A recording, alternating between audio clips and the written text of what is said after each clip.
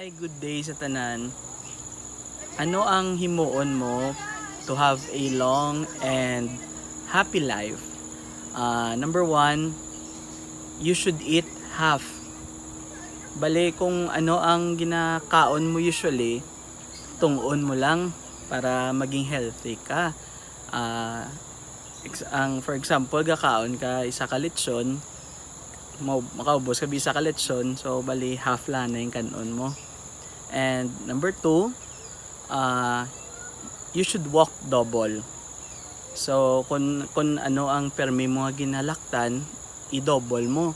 So you could have a healthy lifestyle, kag maka-exercise ka mayo. Ang isa ko gani kakilala, kay ginasangaga naglakat na siya. Basta subong mabisa kabalik, ambot din na to sa. Number three, you should laugh triple. But ano tong kabayo ng kadlaw? You should laugh triple. You should not take yourself too seriously. Always remember nga we are not perfect, you are not perfect, we make mistakes, and hindi ta dapat pag-over-expect aton lawas. Let's just be who we are, and let's be happy of what God has blessed us sa subong nga time.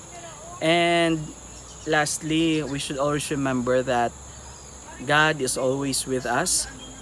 Biska ano man ang circumstances and troubles nga ginaagyan naton sa aton life, we should always remember that we walk in this life not alone, but we're walking always with God. For He said in His word, I will never leave you nor forsake you. So, amo lang i-share ko sa inyo subong guys. I hope may nakuha ka mo, and God bless you all.